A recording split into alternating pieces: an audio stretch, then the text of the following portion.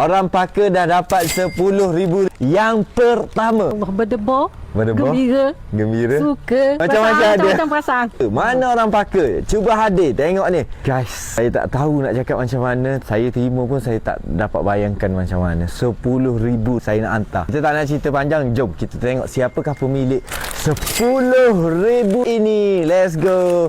Tahniah Kak. Alhamdulillah. Macam mana perasaan Kak? 10,000. Allah berdebar, gembira, suka, macam-macam lah. Macam-macam ada. Macam perasaan.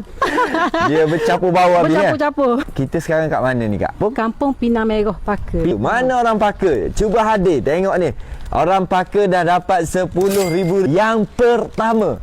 Kita tengok next. Siapa lagi yang akan dapat rezeki RM10,000, RM5,000 dan banyak lagi yang saya nak kongsikan pada bulan ni. Kebetulan saya dengan adik-beradik punya pakat untuk sedekah la ilaha illallah kepada arwah mak saya. Sebanyak RM70,000. RM70,000 kan?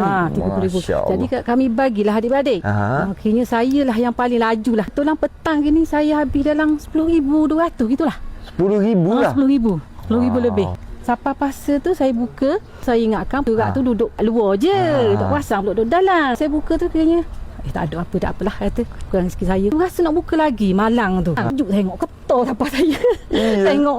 Masya-Allah. Yang mana belum grab lagi, yang mana nak rezeki banyak macam ni, join grab laju-laju insya-Allah.